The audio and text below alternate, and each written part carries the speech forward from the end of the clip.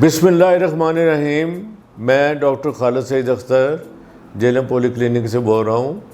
आज हम एक ऐसे टॉपिक पे बात करने लगे हैं कि जो बेशुमार लोगों में मौजूद है और उनको ख़बर नहीं है, और ये वो ग्रुप है जो किसी वक्त भी डायबिटीज़ में कन्वर्ट हो सकता है। इसको हम कहते हैं, पुराने ज़माने में पहले बॉर्डर लाइन डायबिटीज़ कहते थे, आजकल हम इसको प्री डायबिटिक कहते हैं। प्री का मतलब होता है पहले, डायबिटीज़ मतलब शुगर, यानी शुगर होने से पहले कि जो आपके हालात हैं या जो आपकी लेबॉर्ट्री की वैल्यू है वो क्या है और कहाँ से हमें एहतियात शुरू करनी है। आपने देखा होगा कि कहीं दूर से बारिश हमें नज़र आती हो तो फ़ौरन हम अपनी चीज़ों को संभालना शुरू करते हैं। तो इसी तरह आप ये समझें कि ये शुगर की बारिश शुरू होने वाली है, तो इसके लिए आपको बहुत सारी एहतियात करनी पड़ेगी। तो प्री डायबिटिक में होता क्या है कि जो एक नॉर्मल आदमी है उसका खाली पेट यानी फास्टिंग ब्लड शुगर लेवल 100 तक होना चाहिए। फास्टिंग, ये प्लीज़ ये बातें ये लिख लीजिएगा या गौर से सुनिएगा, इसी पे ही सारा आपका आगे डिपेंड करता है कि जो एक नॉर्मल आदमी है उसका खाली पेट ब्लड शुगर 70 से 100 तक कहते हैं, या 100 से नीचे रहना चाहिए। और नाश्ते के खाने के 2 घंटे बाद, या जिसको हम पोस्टप्रांडियल कहते हैं, या दिन में वो 140 तक रहना चाहिए। तो जब तक आप इस रेंज में हैं तो आपको डायबिटीज़ का या प्री डायबिटीज़ का किसी किस्म का कोई ख़तरा नहीं है।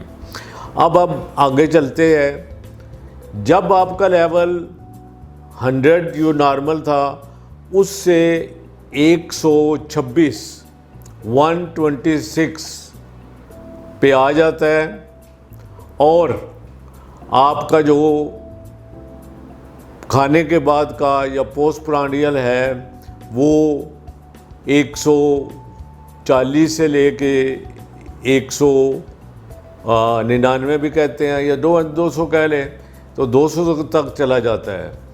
तो फिर आप प्री डायबिटिक 199 कहते हैं, यानी आप इसको मोटा मोटा 200 रख लें। तो इसका मतलब ये हुआ कि आप अब प्री डायबिटिक लाइन में आ गए हैं।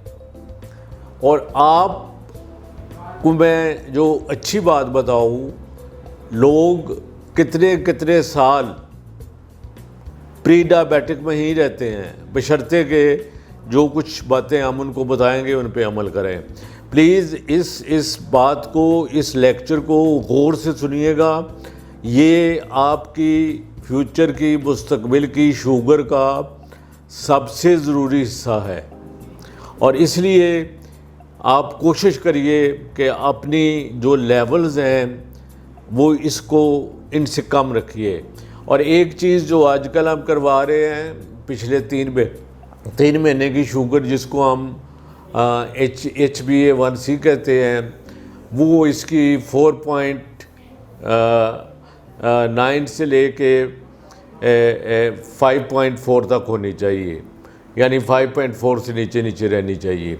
तो ये कुछ फिगर्स हैं, ये आपको, जिन लोगों को इसकी ज़्यादा प्रिकॉशन है या क्या करना है, वो हमारे बड़ी सीनियर माशाल्लाह अब तो हो गई हैं मिस अफशा, वो बताएंगी आपको इसके डाइट के बारे में और इसकी प्रिकॉशन के बारे में।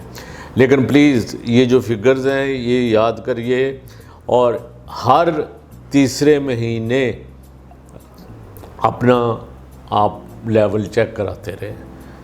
थैंक यू, खुदा हाफिज़। बिस्मिल्लाहिर्रहमानिर्रहीम। अस्सलाम वालेकुम। जैसा कि आज हम बहुत अहम टॉपिक पे बात कर रहे हैं, प्री डायबिटिक यानी बॉर्डर लाइन शुगर, यानी वो शुगर जो ना हाई में होती है और ना वो नॉर्मल में होती है।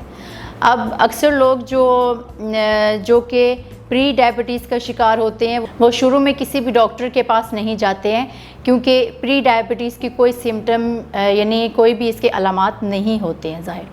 तो वो डॉक्टर्स के पास तब जाते हैं जब उन्हें अलामात ज़ाहिर होने लग जाती हैं या जब वो डायबिटीज़ के पेशेंट बन चुके होते हैं। तो अगर हम प्री डायबिटीज़ को ही लाइफस्टाइल चेंजिंग या डाइट प्लान से मैनेज कर लें तो हम डायबिटीज़ के पेशेंट होने से बच सकते हैं। अब सवाल ये है कि जब इसकी कोई अलामात नहीं है तो कैसे पता चले कि हम प्री डायबिटीज़ में जा रहे हैं। तो उसके लिए जैसे कि अभी आपको डॉक्टर साहब ने भी बताया कि आपको पिछले 3 माह का टेस्ट HbA1 से करवाते रहना चाहिए। दूसरा, महीने में कोई 2-3 दफ़ा आप अपनी शुगर चेक करते रहा करें ताकि शुगर की मालूमात मिलती रहे कि उसकी वैल्यूज़ कितनी है।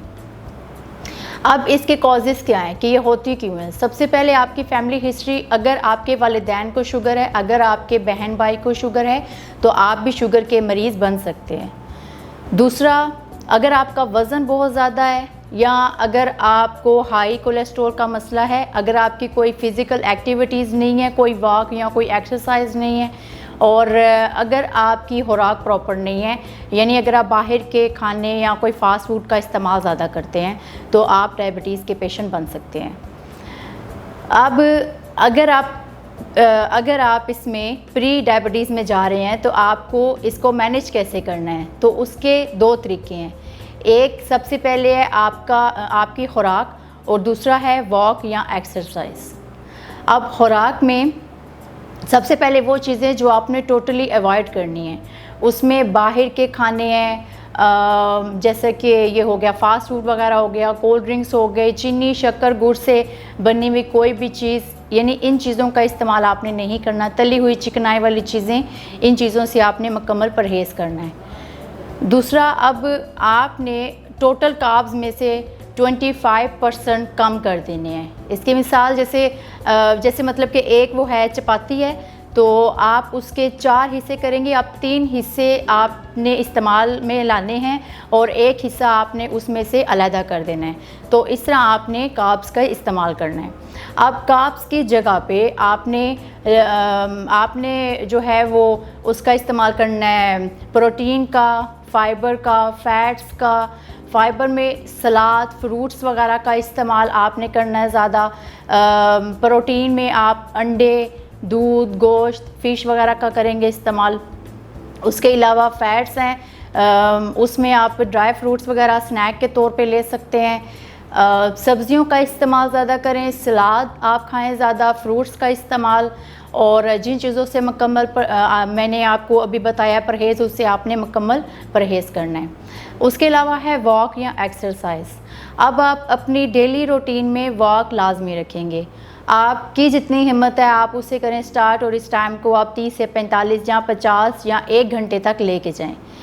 अब इसमें एक है रिस्ट वॉक, यानी तेज़ कदम चलना जिससे आपका सांस फूले। तो इसमें 2 ग्रुप्स के लोग, एक वो लोग जो 60 साल से ऊपर हैं, जिनको हार्ट का मसला है या जिनको बीपी का मसला है, वो तेज़ कदम वॉक नहीं करेंगे या वो कोई हैवी एक्सरसाइज नहीं करेंगे जिससे उनकी हार्ट बीट तेज़ हो। जो दूसरे लोग हैं, वो जो दूसरे ग्रुप के लोग हैं, वो एक्सरसाइज भी कर सकते हैं और वो तेज़ कदम वॉक भी कर सकते हैं। तो आप अपनी प्रॉपर खुराक से और वॉक या एक्सरसाइज से प्री डायबिटिक पेशेंट होने से बच सकते हैं। शुक्रिया।